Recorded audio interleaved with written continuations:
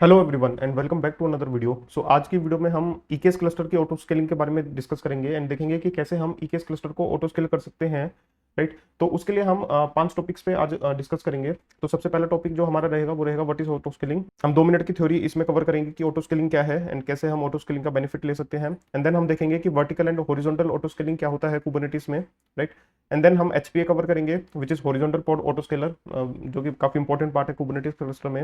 Right, and then हम demo देखेंगे यहाँ पर जिसमें हम cluster auto scaler and carpenter, ये दोनों टूल्स हैं जिसके थ्रू हम कुबरनेटिस क्लस्टर को ऑटो स्केल कर सकते हैं, अपने नोड्स को स्केल अप स्केल डाउन कर सकते हैं। एंड देन हम डिफरेंसेस देखेंगे कि हमें किस यूज केस में हमें क्लस्टर ऑटो स्केलर यूज करना चाहिए एंड किस यूज केस में हमें कारपेंटर यूज करना चाहिए। राइट, तो ये एजेंडा है आज की इस वीडियो का। एंड देन हम स्टार्ट करेंगे व्हाट इज ऑटो स्केलिंग से एंड देन हम एक एक पॉइंट को कवर करते हुए आगे बढ़ेंगे। ओके, तो अभी हम देखते हैं कि ऑटो स्केलिंग क्या है। तो ऑटो स्केलिंग जो है वो क्लाउड में काफी यूजफुल फीचर है जिसकी यूज से हम अपने इंस्टेंसेस को scale in and scale out कर सकते हैं बेस्ड ऑन द लोड, कि उस पर्टिकुलर इंस्टेंस पे कितना लोड आ रहा है, कितना ट्रैफिक आ रहा है। And based on that auto scaling जो है वो अपने आप हमारे EC2 इंस्टेंसेस को scale in and scale out करेगा। राइट, तो इसको कुछ इस तरह समझ सकते हैं कि हमारे पास एक ऑटो स्केलिंग ग्रुप है एंड इस ऑटो स्केलिंग ग्रुप के अंदर एक EC2 इंस्टेंस रन हो रहा है। राइट, एंड यहाँ पर हमारे पास एक लोड बैलेंसर है। राइट, ये लोड बैलेंसर जो है वो सारी रिक्वेस्ट इस EC2 इंस्टेंस पे भेजेगा ऑटो स्केलिंग ग्रुप के अंदर। राइट, तो यहाँ पर जितनी भी रिक्वेस्ट हमारी ओवर द इंटरनेट आएंगी वो सारी रिक्वेस्ट हमारे लोड बैलेंसर पर आएंगी। एंड देन लोड बैलेंसर जो है वो उन सारी रिक्वेस्ट को EC2 इंस्टेंसेस पे भेजेगा जो उस ऑटो स्केलिंग ग्रुप में है। राइट, तो यहाँ पर अब क्या होगा कि फॉर एग्जाम्पल हमारा EC2 इंस्टेंस जो यहाँ पर रन हो रहा है इस पे ज्यादा लोड आ रहा है। राइट, लेट्स सपोज कि जितनी नंबर ऑफ रिक्वेस्ट ये हैंडल करता है उससे ज्यादा नंबर ऑफ रिक्वेस्ट हमारे EC2 इंस्टेंस पे आ गई। एंड वहां पर वो हमारी जो एप्लीकेशन की परफॉर्मेंस है वो डिक्रीज हो रही है क्योंकि एक अकेला इंस्टेंस जो है वो सारी रिक्वेस्ट को हैंडल नहीं कर पा रहा। तो यहाँ पर क्या होगा, ऑटो स्केलिंग ग्रुप जो है उस चीज को आइडेंटिफाई करेगा based on the cloud watch matrices. Right, तो वो क्लाउड वॉच मैट्रिसेस में हम थ्रेशोल्ड डिफाइन करेंगे कि कितने थ्रेशोल्ड के बाद हमें इंस्टेंसेस को ऐड करना है एंड कितने थ्रेशोल्ड के बाद हमें इंस्टेंसेस को रिमूव करना है। तो based on that auto scaling group जो है वो हमारे इंस्टेंसेस को यहाँ पर एक और लॉन्च कर देगा। तो अब जितनी भी रिक्वेस्ट है लोड बैलेंसर जो है वो सारी रिक्वेस्ट को अब 2 EC2 इंस्टेंसेस पे भेज रहा है। And again cloud watch auto scaling group जो है अगेन क्लाउड वॉच मैट्रिसेस पे देखेगा कि अभी CPU यूटिलाइजेशन जो है, एवरेज CPU यूटिलाइजेशन जो है ऑटो स्केलिंग ग्रुप का वो नॉर्मल आया या नहीं आया। तो अगर नॉर्मल नहीं आया, थ्रेशोल्ड से ऊपर है अभी भी, तो ऑटो स्केलिंग ग्रुप जो है एक और EC2 इंस्टेंस यहाँ पर लॉन्च कर देगा। तो ये तब तक चलेगा जब तक ऑटो स्केलिंग ग्रुप में हम एक्चुअली 3 वेरिएबल्स डिफाइन करते हैं जिसमें हम कहते हैं minimum, desired and maximum. Right, तो ऑटो स्केलिंग ग्रुप जो है इन इंस्टेंसेस को तब तक लॉन्च करेगा जब तक हमारा मैक्सिमम काउंट रीच नहीं हो जाता। तो फॉर एग्जांपल अगर हमने मैक्सिमम काउंट यहाँ पर 10 लगाया है तो ऑटो स्केलिंग ग्रुप जो है वो 10 EC2 इंस्टेंसेस मैक्सिमम यहाँ पर ऑटो स्केलिंग ग्रुप में लॉन्च कर सकता है। एंड मिनिमम का मतलब ये है कि हमें मिनिमम कितनी रिक्वायरमेंट है हमारे EC2 इंस्टेंसेस की। फॉर एग्जांपल यहाँ पर हमारी मिनिमम रिक्वायरमेंट है 3, तो ऑटो स्केलिंग ग्रुप क्या करेगा, हमारी मिनिमम 3 इंस्टेंसेस को रन करके रखेगा at least and up to 10 EC2 instances वो स्केल करेगा। एंड डिजायर्ड वैल्यू है कि अभी करंट कितने इंस्टेंसेस चल रहे हैं, तो ये 4 हो सकते हैं, 5 हो सकते हैं, 6 हो सकते हैं। तो ये डिपेंडिंग ऑन द लोड हमारा जो डिजायर्ड वेरिएबल है वो चेंज होता रहता है। राइट, तो ये कंसेप्ट है ऑटो स्केलिंग का जहां पर हम अपनी वेब एप्लीकेशन को scale in and scale out कर सकते हैं based on the load traffic. तो यहाँ पर सिर्फ CPU यूटिलाइजेशन के बेसिस पे नहीं बल्कि हम और भी जितने भी क्लाउड वॉच के मैट्रिसेस हैं हम उन सारे मैट्रिसेस के बेसिस पे अपने इंस्टेंसेस को scale in and scale out कर सकते हैं। फॉर एग्जांपल हम यहाँ पर रिक्वेस्ट काउंट के बेसिस पे scale in and scale out कर सकते हैं कि अगर हमारे लोड बैलेंसर पे 1000 रिक्वेस्ट आ रही है तो हमें स्केल इन करना है या स्केल आउट करना है, या अगर 10,000 आ रही है तो हमें स्केल आउट करना है। तो इस तरह से हम यहाँ पर ऑटो स्केलिंग ग्रुप में कॉन्फ़िगर कर सकते हैं एंड ये हमारा बेनिफिट है ऑटो स्केलिंग का। तो अब हम यहाँ पर देखते हैं कि vertical auto scaling and horizontal auto scaling क्या है। राइट, तो लेट्स से हमारे पास यहाँ पर एक EC2 इंस्टेंस है एंड अभी जो ये EC2 इंस्टेंस यहाँ पर रन हो रहा है वो 2 core processor and 4 GB RAM के साथ रन हो रहा है। एंड इस EC2 इंस्टेंस पे जो भी वर्कलोड चल रहा है, जो भी जॉब प्रोसेसिंग ये कर रहा है, अभी तक सफिशिएंट थी। 2 कोर प्रोसेसर 4 GB रैम पे वो अच्छे से परफॉर्म कर रहा था। बट अब जो रिक्वेस्ट है उस EC2 इंस्टेंस पे या ज्यादा जॉब्स को वो प्रोसेस करना चाहता है, तो उस केस में हमने क्या करा, हमने इस EC2 इंस्टेंस का जो साइज है वो इंक्रीज कर दिया 4 कोर प्रोसेसर 8 GB रैम पे। राइट, तो ये यहाँ पर हमने जो करा है ये वर्टिकल स्केलिंग करी है, मतलब सेम EC2 इंस्टेंस पे हमने ज्यादा नंबर ऑफ रिसोर्सेज ऐड कर दिए ताकि वो ज्यादा अच्छे से परफॉर्म कर पाए। राइट, तो यहाँ पर ये हमारी होगी vertical scaling. Same auto scaling में क्या होता है कि अगर हमारे पास कोई EC2 इंस्टेंस है जो कि 2 कोर 4 GB रैम का है एंड ये 2 कोर 4 GB रैम नहीं परफॉर्म कर पा रहा अच्छे से, हमारी जॉब प्रोसेस नहीं कर पा रहा या रिक्वेस्ट हमारी नहीं प्रोसेस कर पा रहा, तो हम यहाँ पर क्या करेंगे, हम एक और EC2 इंस्टेंस लॉन्च कर देंगे 2 कोर 4 GB रैम का, राइट। तो अब हमारे पास 2 EC2 इंस्टेंसेस हो गए। तो ये हो गई हमारी हॉरिजॉन्टल स्केलिंग, जहां पर हम नंबर ऑफ EC2 इंस्टेंसेस को बढ़ाते जाएंगे, राइट। तो अब इसका बेनिफिट क्या है AWS के केस में, अगर हम हॉरिजॉन्टल ऑटो स्केलिंग यूज करते हैं या वर्टिकल ऑटो स्केलिंग यूज करते हैं। तो हॉरिजॉन्टल ऑटो स्केलिंग का बेनिफिट ये है कि हम यहाँ पर अपने EC2 इंस्टेंसेस को मल्टीपल अवेलेबिलिटी जोन में स्पैन कर सकते हैं, हॉरिजॉन्टली स्केल कर सकते हैं। तो उसका बेनिफिट ये रहेगा कि अगर हमारा कोई एक अवेलेबिलिटी जोन डाउन होता है तो हमारा दूसरे अवेलेबिलिटी जोन में हमारे EC2 इंस्टेंसेस यहाँ पर रन हो रहे होंगे। बट ये केस हमारे वर्टिकल ऑटो स्केलिंग में नहीं हो सकता, क्योंकि वर्टिकल ऑटो स्केलिंग में हम नंबर ऑफ इंस्टेंसेस नहीं बढ़ाकर हम सिर्फ इंस्टेंसेस के रिसोर्सेज को इंक्रीज कर रहे हैं। तो अब हम देखते हैं हॉरिजॉन्टल पॉड ऑटो स्केलर क्या होता है कुबरनेटिस में, राइट। तो हॉरिजॉन्टल पॉड ऑटो स्केलर जो है, हम एक ऑब्जेक्ट क्रिएट करते हैं कुबरनेटिस में जो हमारे डिप्लॉयमेंट्स एंड रेप्लिका सेट्स को मॉनिटर करता है, राइट। तो कुबरनेटिस में हम डिप्लॉयमेंट्स क्रिएट करते हैं अपनी सर्विसेज रन करने के लिए, राइट। एंड डिप्लॉयमेंट्स जो है वो हमारे नंबर ऑफ पोर्ट्स को मेंटेन करके चलता है, राइट। एंड ऐसे ही रेप्लिका सेट्स हम क्रिएट करते हैं कुबरनेटिस में, एंड जो रेप्लिका सेट्स है वो भी हमारे पोर्ट्स को रन करते हैं, राइट। तो जो ऑटो स्केलर है HPA जो है, हम HPA का ऑब्जेक्ट क्रिएट करके अपने डिप्लॉयमेंट या रेप्लिका सेट्स को स्केल अप स्केल डाउन कर सकते हैं बेस्ड ऑन द डिमांड। तो फॉर एग्जांपल मेरी एक डिप्लॉयमेंट रन हो रही है यहाँ पर, लेट्स से मेरी कोई API है, मैंने API की एक डिप्लॉयमेंट क्रिएट करी है, एंड इस API की डिप्लॉयमेंट में करंटली 3 पोर्ट्स यहाँ पर रन हो रहे हैं, राइट। एंड यहाँ पर मैंने एक HPA का ऑब्जेक्ट क्रिएट करा हुआ है, एंड इस HPA के ऑब्जेक्ट पे मैंने कंडीशन लगा दी है कि जो मेरी डिप्लॉयमेंट है API वाली डिप्लॉयमेंट, उसका जब CPU यूटिलाइजेशन 70% से ज्यादा जाएगा तो इस डिप्लॉयमेंट में एक पोड और ऐड हो जाए, राइट। तो अब ये जो मेरा HPA का ऑब्जेक्ट है, हॉरिजॉन्टल पॉड ऑटो स्केलर है, ये मेरी डिप्लॉयमेंट को मॉनिटर करेगा, एंड जैसे ही इसका रिसोर्स यूटिलाइजेशन ज्यादा जाएगा, 70% से ज्यादा CPU या मेमोरी यूटिलाइजेशन जाएगा, तो यहाँ पर मेरा एक पोड और ऐड हो जाएगा। एंड ये जो एक पोड और ऐड हुआ है, ये हमारा ट्रैफिक को डिस्ट्रीब्यूट रहेगा, मतलब सारे ट्रैफिक जो है हमारा जितना भी ट्रैफिक है वो सारे पोर्ट्स पे डिस्ट्रीब्यूटेड रहेंगे। तो उससे क्या होगा, हमारी एप्लीकेशन की परफॉर्मेंस अच्छी रहेगी। तो ये काम होता है हॉरिजॉन्टल पॉड ऑटो स्केलर का। तो जब भी हम horizontal pod auto scalar configure करते हैं किसी कुबरनेटिस क्लस्टर में, तो उसके एक प्रीरिक्विजिट है जो कि है मैट्रिक्स सर्वर। हमें अपने कुबरनेटिस क्लस्टर में मैट्रिक्स सर्वर डिप्लॉय करना पड़ेगा, एंड ये जो मैट्रिक्स सर्वर है ये हमारे डिप्लॉयमेंट्स का, पोर्ट्स का, या हमारे कुबरनेटिस के नोड्स का क्या यूटिलाइजेशन चल रहा है वो सारा यूटिलाइजेशन मेंटेन करके चलेगा। एंड HPA जो है वो मैट्रिक्स सर्वर से डेटा रीड करेगा कि कौन सी डिप्लॉयमेंट का कितना यूटिलाइजेशन अभी चल रहा है, एंड बेस्ड ऑन दैट यहाँ पर वो पोर्ट्स को स्केल अप स्केल डाउन करेगा, राइट। तो ये होता है हमारा हॉरिजॉन्टल पॉड ऑटो स्केलर जो हमारे पोर्ट्स को ऑटो स्केल करता है, राइट। तो अभी हम यहाँ पर एक प्रॉब्लम स्टेटमेंट देखते हैं, राइट। एंड वो प्रॉब्लम स्टेटमेंट को हम कैसे cluster auto scaler and carpenter के थ्रू सॉल्व कर सकते हैं, उसका डेमो हम आगे देखेंगे। बट अभी देखते हैं कि हमारे पास क्या प्रॉब्लम स्टेटमेंट है। लेट्स सपोज हमारे पास एक कुबरनेटिस क्लस्टर है, एंड इस कुबरनेटिस क्लस्टर में हमारे पास अभी 3 नोड्स यहाँ पर रन हो रहे हैं, एंड इन तीनों नोड्स की कैपेसिटी है कि एक नोड जो है वो सिर्फ 10 कंटेनर्स को एट अ टाइम रन कर सकता है, राइट। तो जो हमारा एक नोड है वो सिर्फ 10 कंटेनर्स को रन कर सकता है, ऐसे ही हमारे तीनों नोड्स में 10-10 कंटेनर चल रहे हैं, राइट। तो अब लेट्स से हमारा जो हॉरिजॉन्टल पॉड ऑटो स्केलर है उसने एक नया पोड शेड्यूल करना है। लेट्स से ज्यादा ट्रैफिक आने की वजह से हमारा हॉरिजॉन्टल पॉड ऑटो स्केलर जो है वो ट्रिगर हो गया है, एंड वो नए पोड्स को स्केल कर रहा है। एंड जब नया पोड कोई स्केल होगा तो लेट्स सपोज वो नोड 1 पे अगर ट्राई होगा शेड्यूल होने के लिए, तो नोड 1 पे वो शेड्यूल नहीं हो पाएगा क्योंकि हमारी नोड 1 की कैपेसिटी फुल है अभी, राइट। तो यहाँ पर जो हमारा नोड है वो पोड है वो नोड 1 पे शेड्यूल नहीं हो पाएगा। ऐसे ही वो नोड 2 और नोड 3 पे भी शेड्यूल नहीं हो पाएगा क्योंकि हमारी तीनों नोड्स पे जो है हमारी कैपेसिटी नहीं है उसको शेड्यूल करने की। तो इस केस में हमारी क्या रिक्वायरमेंट है, हमारी रिक्वायरमेंट ये है कि कुबरनेटिस क्लस्टर जो है वो अपने आप एक नया नोड हमारे ऑटो स्केलिंग ग्रुप में ऐड कर दे, एंड जो नया पोड हमारा स्केल होने जा रहा है वो नया पोड हमारा इस नए नोड पे शेड्यूल हो जाए, राइट। तो ये जो काम है, ये जो हम अचीव करेंगे, ये अचीव करेंगे हम क्लस्टर ऑटो स्केलर और कारपेंटर के through, right. Cluster auto scaler and carpenter 2 अलग अलग टूल है जिनको यूज करके हम ये चीज अचीव कर सकते हैं कि हम अपने नए नोड्स को ऐड कर सकते हैं अपने कुबरनेटिस क्लस्टर में। एंड जैसे ही नंबर ऑफ पोड्स हमारे यहाँ पर कम होंगे, जैसे लेट्स सपोज यहाँ पर हमारा जो नया पोड ऐड हुआ था, ये नया पोड यहाँ से अब टर्मिनेट हो गया, अब नहीं है ये पोड, तो उस केस में क्लस्टर ऑटो स्केलर जो है वो इस नोड को भी टर्मिनेट कर देगा क्योंकि अब इस नोड की जरूरत नहीं है यहाँ पर, राइट। तो अब हम इसका डेमो देखते हैं, क्लस्टर ऑटो स्केलर हम कैसे डिप्लॉय कर सकते हैं अपने कुबरनेटिस क्लस्टर में, एंड उसका क्या बेनिफिट हमें मिल रहा है। तो अब हम वो डेमो में देखेंगे।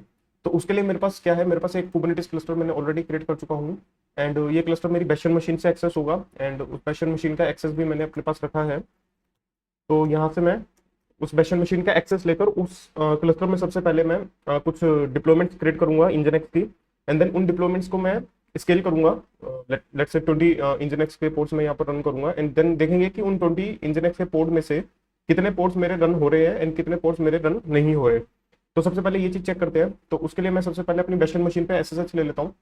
तो अभी मैं अपनी बेशन मशीन में आ गया हूँ, एंड यहाँ से अगर मैं अभी रन करूँ kubectl get nodes, तो ये रन करने से पहले मुझे अपनी क्यूब कॉन्फ़िग अपडेट करनी पड़ेगी। तो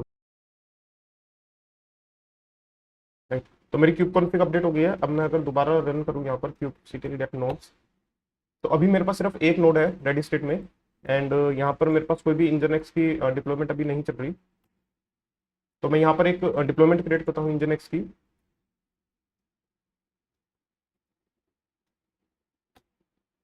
तो यहाँ पर डिप्लॉयमेंट क्रिएट हो गई है, एंड अगर हम चेक करें तो यहाँ पर मेरे एक पोर्ट यहाँ पर स्टार्ट हो रहा है। एंड अभी मैं क्या करूंगा, इस डिप्लॉयमेंट के नंबर ऑफ रेप्लिकास जो है वो मैं 20 कर दूंगा यहाँ पर, एंड देन हम 20 करने के बाद देखेंगे कि कितने हमारे पोर्ट्स यहाँ पर रन हो रहे हैं एंड कितने पोर्ट्स पेंडिंग स्टेट में है। तो kubectl edit डिप्लॉयमेंट इंजनएक्स, यहाँ पर मैं रेप्लिकास जो है इसको मैं 20 कर दूंगा। एंड अगर अब हम देखें kubectl get ports, तो यहाँ पर मेरे कुछ कंटेनर्स क्रिएट हो रहे हैं एंड कुछ पेंडिंग स्टेट में है। तो इसको 1 या 2 मिनट का टाइम देते हैं, एंड देन उसके बाद देखेंगे कि हमारे एग्जैक्टली कितने रनिंग में है एंड कितने पेंडिंग स्टेट में है। तो यहाँ पर अगर हम देखें तो मेरे कुछ कंटेनर्स जो हैं जो वो रनिंग स्टेट में आ चुके हैं, राइट, एंड कुछ है जो पेंडिंग स्टेट में अभी भी चल रहे हैं, एंड इनको कुछ भी रिसोर्सेज अभी नहीं मिले मेरे कुबरनेटिस नोड्स में, इसलिए ये अभी पेंडिंग स्टेट में है। अगर हम इसके लॉग्स देखें तो लॉग्स में हमें यही मिलेगा कि जो हमारे नोड्स हैं वो अवेलेबल नहीं है, उतनी कैपेसिटी नोड्स पे अवेलेबल नहीं है कि वो और ज़्यादा पोर्ट्स को डिप्लॉय कर पाए। तो यहाँ पर अगर हम लॉग्स देखें kubectl get इवेंट्स अगर हम करेंगे तो हमें इवेंट्स में यहाँ पर दिख जाएगा let's say 0 out of 1 nodes are available, right. तो इस तरह का अगर हमें हमारे इवेंट्स में मिलता है तो इसका मतलब यह है कि हमारे पास नंबर ऑफ अवेलेबल नोड्स यहाँ पर नहीं है, जिसकी वजह से हमारे पोर्ट जो है वो शेड्यूल नहीं हो पा रहे। तो आइडियल केस में आप इसको क्या करना चाहिए, आप यहाँ पर ये ऑटो स्केल होकर एक नया नोड ऐड हो जाना चाहिए जहां पर हमारी डिप्लॉयमेंट रन हो पाए, राइट। तो उसके लिए यहाँ पर हम यूज करेंगे क्लस्टर ऑटो स्केलर। तो क्लस्टर ऑटो स्केलर डिप्लॉय करने के लिए हमें एक आईएम रोल सबसे पहले क्रिएट करना पड़ेगा, एंड उस आईएम रोल को हमें परमिशन देनी पड़ेगी ऑटो स्केलिंग को मैनेज करने की, राइट। तो सबसे पहले एक आईएम रोल क्रिएट करते हैं, एंड उस आईएम रोल के साथ क्या पॉलिसी अटैच करनी है वो अभी हम देख लेते हैं। तो यहाँ पर मैं क्लस्टर ऑटो स्केलर का गिटहब का डॉक्यूमेंटेशन यहाँ पर मैं यूज करूंगा, एंड इस डॉक्यूमेंटेशन का लिंक मैं डिस्क्रिप्शन में डाल दूंगा, जहाँ पर हमें हर एक क्लाउड प्रोवाइडर के साथ हम क्लस्टर ऑटो स्केलर कैसे डिप्लॉय कर सकते हैं उन सबके डॉक्यूमेंट्स यहाँ पर हमें मिल जाएंगे। तो मैं AWS में EKS यूज कर रहा हूँ, तो मैं EKS का यहाँ पर डॉक्यूमेंटेशन यूज करूंगा, जिसमें हमें बताया हुआ है कि कौन सा आईएम पॉलिसी हमें क्रिएट करनी है। तो सबसे पहले ये आईएम पॉलिसी हम क्रिएट कर लेते हैं। तो यहाँ पर मैंने आईएम पॉलिसी क्रिएट कर लिया है, एंड इसके साथ अब हम एक आईएम रोल भी यहाँ पर क्रिएट करेंगे। तो फटाफट से आईएम रोल भी यहाँ पर क्रिएट कर लेते हैं, एंड उस आईएम रोल के साथ हम ये पॉलिसी अटैच कर देंगे। तो यहाँ पर जब हम आईएम रोल क्रिएट करेंगे तो ये आईएम रोल जो हम क्रिएट करेंगे ये हम EKS क्लस्टर के लिए क्रिएट करेंगे, राइट। तो यहाँ पर कोई AWS सर्विस हम यहाँ पर सिलेक्ट ना करके हम वेब आइडेंटिटी सिलेक्ट करेंगे, एंड इस वेब आइडेंटिटी में हम अपना EKS क्लस्टर यहाँ से सिलेक्ट कर लेंगे। जो भी हमारा EKS क्लस्टर का आइडेंटिटी प्रोवाइडर है वो यहाँ से हम सिलेक्ट कर लेंगे। तो मेरा जो EKS क्लस्टर का आइडेंटिटी प्रोवाइडर है वो स्टार्ट हो रहा है 2018 से, राइट। तो यहाँ पर अगर हम देखें तो मेरा 2018 ये वाला आइडेंटिटी प्रोवाइडर यहाँ से मैं सिलेक्ट कर लूंगा, एंड ऑडियंस में मेरा sts.amazonaws.com यहाँ पर आ जाएगा। यहाँ से हमने जो अभी पॉलिसी क्रिएट करी थी वो पॉलिसी हम यहाँ से सिलेक्ट कर लेंगे, EKS क्लस्टर ऑटो स्केलर वाली, नेक्स्ट, एंड इसको हम नेम दे देंगे let's say EKS cluster auto scaler role, create role.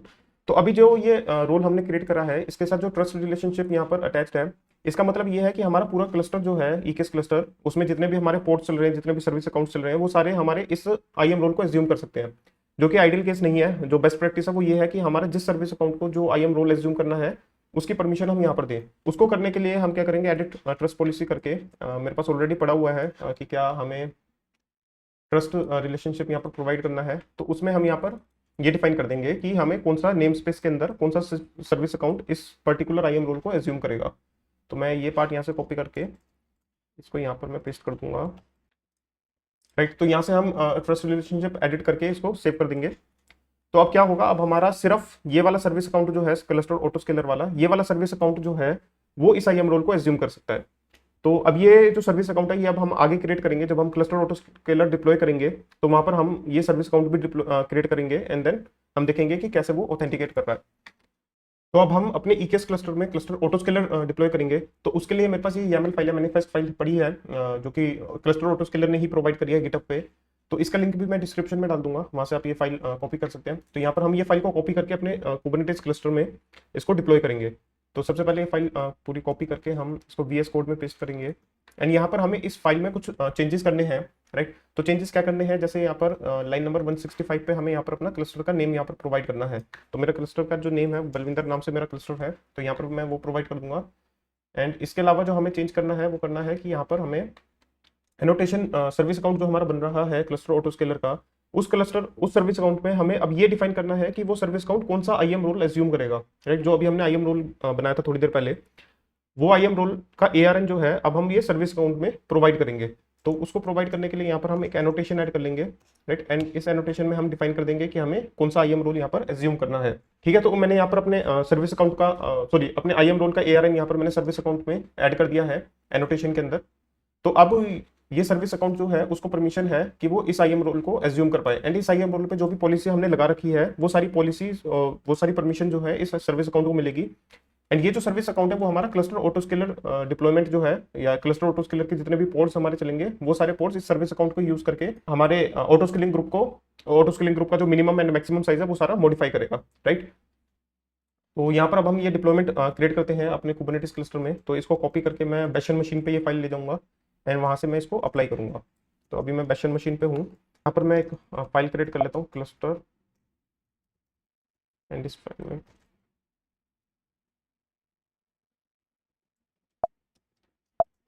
Right. तो यहाँ पर मैंने फाइल अपने बैशन होस्ट पे लेकर आ गया हूँ। अब यहाँ पर मैं इस फाइल को अप्लाई कर दूंगा, kubectl apply -f cluster auto scalar. तो जैसे ये अप्लाई होगी तो अगर आप देखेंगे kubectl get pods namespace kube system namespace में अगर हम देखेंगे तो यहाँ पर हमारा क्लस्टर ऑटो स्केलर का कंटेनर या एक पोर्ट हमारा यहाँ पर क्रिएट हो रहा है। तो जैसे ही ये पोर्ट क्रिएट हो जाएगा तो यहाँ पर इस पोर्ट को परमिशन मिलेगी कि वो हमारा ऑटो स्केलिंग ग्रुप मैनेज कर पाए। तो अब यहाँ पर एक चीज सबसे इंपॉर्टेंट चीज जो है ये है कि क्लस्टर ऑटो स्केलर को ये चीज कैसे पता लगेगी कि उसको कौन कौन से ऑटो स्केलिंग ग्रुप मैनेज करने हैं।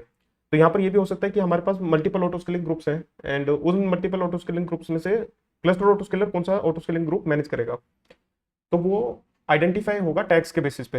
या जब भी हम EKS के थ्रू नोड ग्रुप क्रिएट करेंगे तो वो नोड ग्रुप क्या करेगा, हमारे EC2 में ऑटो स्केलिंग ग्रुप क्रिएट करेगा। तो जैसे अगर मैं अपने कुबरनेटिस क्लस्टर में जाऊं एंड यहाँ पर अगर हम देखेंगे कंप्यूटर में तो एक नोड ग्रुप मैंने क्रिएट करा था एंड इस नोड ग्रुप के साथ एक हमारा ऑटो स्केलिंग ग्रुप क्रिएट हो जाता है, राइट। तो इस ऑटो स्केलिंग ग्रुप पे बाय डिफॉल्ट टैग्स लगे होंगे। अगर मैं यहाँ पर आपको टैग्स दिखाऊं तो यहाँ पर ये कुछ टैग्स लगे हैं, right. kh.io cluster auto scaler and then cluster का name and then kh.io cluster auto scaler enabled true. तो ये टैग्स के बेसिस पे क्लस्टर ऑटो स्केलर डिफाइन करेगा, आइडेंटिफाई करेगा कि कौन कौन से ऑटो स्केलिंग ग्रुप्स उसको मैनेज करने हैं, राइट। तो यही टैग्स हमने क्लस्टर ऑटो स्केलर की अगर हम डिप्लॉयमेंट देखें, जहाँ पर ये डिप्लॉयमेंट क्रिएट हो रही है क्लस्टर ऑटो स्केलर की, तो यहाँ पर ये प्रोवाइड करा हुआ है कि एक ऑप्शन प्रोवाइड करा हुआ है हमने ऑटो डिस्कवरी का। एंड इस ऑटो डिस्कवरी वाले ऑप्शन में हमने प्रोवाइड करा है कि कौन से टैग्स के बेसिस पे ऑटो स्केलिंग ग्रुप्स को आइडेंटिफाई करना है, राइट। तो जिन जिन ऑटो स्केलिंग ग्रुप्स पे ये टैग लगा होगा वो सारे क्लस्टर ऑटो स्केलर मैनेज करेगा। तो अब हमारा यहाँ क्लस्टर ऑटो स्केलर डिप्लॉय हो चुका है। एंड अगर हम इसके लॉग्स देखें, kubectl get pods namespace kube system, and इसके अंदर जो हमारा क्लस्टर ऑटो स्केलर का पोर्ट है इसके अगर हम लॉग्स देखेंगे यहाँ पर kubectl logs -f pod name then namespace kube system. तो इस क्लस्टर ऑटो स्केलर ने आइडेंटिफाई कर लिया है कि कौन सा ऑटो स्केलिंग ग्रुप ये मैनेज कर रहा है। एंड अगर हम इसके लॉग्स को ध्यान से रीड करें हम देख पाएंगे कि 0 पोर्ट्स मार्क्ड एज अनशेड्यूलेबल, अभी सब कुछ नॉर्मल चल रहा है, right. No schedulable ports, no unschedulable ports, right. तो ये सारी चीज़ें हमें यहाँ पर लॉग्स में मिल रही है। तो अब हम क्या करेंगे, अब हम अपनी डिप्लॉयमेंट जो इंजनएक्स वाली डिप्लॉयमेंट है उसको दोबारा से क्रिएट करते हैं एंड देन चेक करेंगे कि हमारे नंबर ऑफ नोड जो है वो स्केल अप होते हैं या नहीं होते हैं। तो सबसे पहले हम चेक कर लेते हैं कि हमारे अभी कितने नोड चल रहे हैं। तो अभी हमारे करंट नोड जो है वो 1 नोड हमारा यहाँ पर रनिंग है। एंड जो मैंने ऑटो स्केलिंग ग्रुप का मैक्सिमम साइज दे रखा है वो मैंने 3 का दे रखा है, तो 3 से ज़्यादा नोड्स यहाँ पर क्रिएट नहीं होंगे। तो अब मैं क्या करता हूँ, मैं एक डिप्लॉयमेंट दोबारा से क्रिएट करता हूँ, kubectl create deployment nginx image nginx, right. And इस डिप्लॉयमेंट को एडिट करके मैं यहाँ पर अब 30 पोर्ट्स यहाँ पर रन करूंगा, रेप्लिकास जो है मैं इस डिप्लॉयमेंट के 30 कर दूंगा। तो kubectl एडिट डिप्लॉयमेंट इंजनएक्स एंड यहाँ पर इसका जो रेप्लिका है उसको मैं 30 कर दूंगा एंड हम चेक करेंगे कि 30 के 30 पोर्ट्स हमारे अप एंड रनिंग होने चाहिए और जो हमारे नोड्स हैं वो ऑटो स्केल हो जाने चाहिए, राइट। तो kubectl गेट पोर्ट्स अगर हम देखें तो यहाँ पर हमारे कुछ कंटेनर्स रनिंग में आ चुके हैं, कुछ पेंडिंग में है, कुछ कंटेनर क्रिएटिंग स्टेट में है। एंड अब अगर हम लॉग्स दोबारा चेक करें क्लस्टर ऑटो स्केलर के, तो यहाँ पर क्लस्टर ऑटो स्केलर को ये पता लग गया होगा कि कुछ पोर्ट्स जो है वो अनशेड्यूल हो रखे हैं, शेड्यूल होने का वेट कर रहे हैं। तो उसके बेसिस पे क्लस्टर ऑटो स्केलर जो है वो हमारे नोड्स को स्केल करेगा एंड वो सारी चीजें हमें लॉग्स में प्रिंट होती जाएंगी। तो यहाँ से देख लेते हैं, जैसे अभी हम यहाँ पर देखते हैं 18 पोर्ट्स मार्क्ड एज अनशेड्यूलेबल। तो 18 पोर्ट ऐसे हैं जो शेड्यूल नहीं हो रहे। ये क्लस्टर ऑटो स्केलर को ये चीज पता लग गई है। जैसा हम यहाँ पर लॉग्स में ये भी देख सकते हैं, यहाँ पर प्रिंट हो रहा है fail to find place for this nginx node, nginx port can not put port on any node, right. तो यहाँ पर ये पोर्ट जो है किसी भी नोड पे नहीं पुट हो रहा, ये चीज भी आइडेंटिफाई कर ली है क्लस्टर ऑटो स्केलर ने। तो यहाँ पर अगर हम kubectl गेट नोड्स करेंगे तो यहाँ पर अभी आप देख सकते हैं कि हमारे दो नोड्स यहाँ पर नए ऐड हो चुके हैं जस्ट अभी 1 मिनट पहले, राइट। एंड अगर हम यहाँ पर kubectl गेट पोर्ट्स करेंगे तो हमारे सारे के सारे पोर्ट जो है रनिंग स्टेट में आ गए हैं। तो इसका मतलब ये है कि क्लस्टर ऑटो स्केलर ने हमारे पोर्ट्स को देखा कि वहाँ पर अनशेड्यूल हो रहे हैं पोर्ट्स, राइट, उनको स्पेस नहीं मिल रहा किसी भी नोड पे। तो क्लस्टर ऑटो स्केलर ने एक नया नोड ऐड कर दिया। ऐसे ही उसने 3 नोड्स यहाँ पर ऐड कर दिए क्योंकि मेरी ऑटो स्केलिंग ग्रुप की मैक्सिमम कैपेसिटी 3 है, राइट। तो अब हम ये देखते हैं कि ये स्केल करने के बाद स्केल डाउन भी करेगा। तो अगर मैं यहाँ पर अपनी डिप्लॉयमेंट डिलीट कर देता हूँ या अपनी डिप्लॉयमेंट के रेप्लिकास 2 कर देता हूँ तो यहाँ पर जो मेरे ऑटो स्केलिंग के नोड्स हैं वो 3 से 1 हो जाएंगे। तो यहाँ पर मैं इसको kubectl एडिट डिप्लॉय इंजनएक्स एंड यहाँ पर इसका रेप्लिका मैं 30 हटा के यहाँ पर 2 रेप्लिकास यहाँ पर मैं कर दूंगा, राइट। तो kubectl गेट पोर्ट्स, तो यहाँ पर मेरे 2 कंटेनर्स अभी चल रहे हैं इंजनएक्स के। एंड जो हमारे नंबर ऑफ पोर्ट्स हैं kubectl गेट नोड्स अगर हम देखें तो यहाँ पर अभी भी हमारे 3 नोड्स हैं। तो ये थोड़ा सा वेट टाइम लेगा इनको डिलीट करने के लिए, राइट। तो जब तक वेट कर लेते हैं जब तक ये नोड्स को डिलीट कर रहा है। तो अभी अगर हम यहाँ पर kubectl गेट नोड्स करेंगे दोबारा तो यहाँ पर अब हमारे 3 से 1 नोड हो चुका है, राइट। तो मतलब हमारे 2 जो ऑटो स्केल होकर नोड्स आए थे वो दोनों नोड जो है यहाँ पर टर्मिनेट हो चुके हैं, क्लस्टर ऑटो स्केलर ने उसको टर्मिनेट कर दिया है। एंड यहाँ पर हम लॉग्स से भी देख सकते हैं कि क्लस्टर ऑटो स्केलर क्या क्या एक्टिविटी परफॉर्म कर रहा है। तो यहाँ पर लॉग्स में हम देख सकते हैं कुछ इस तरह से हमें प्रिंट हो जाएगा terminating EC2 instance and then instance ID, right. तो क्लस्टर ऑटो स्केल ये चीज भी आइडेंटिफाई कर लेगा कि हमारे नंबर ऑफ पोर्ट जो है वो कम है एंड जो नोड्स हैं वो ज्यादा है। तो वो आइडेंटिफाई कर लेगा कि कितने नंबर ऑफ पोर्ट्स को रन करने के लिए हमें कितने नोड्स यहाँ पर चाहिए। तो उस बेसिस पे वो हमारे ऑटो स्केलिंग ग्रुप को scale up and scale down करता रहेगा, राइट। तो ये तो हो गया cluster auto scaler. And cluster auto scalar के अलावा जो टूल हम ऑटो स्केलिंग के लिए यूज कर सकते हैं वो है कारपेंटर। तो क्योंकि ये वीडियो ज़्यादा बड़ी हो रही है तो कारपेंटर के लिए मैं अलग से एक न्यू वीडियो क्रिएट करूंगा जिसमें मैं कारपेंटर कैसे इंस्टॉल होगा एंड कारपेंटर के क्या क्या फायदे हैं वो सारी चीज़ें हम उस वीडियो में डिस्कस करेंगे। तो आज के लिए सिर्फ इतना ही रखते हैं, राइट।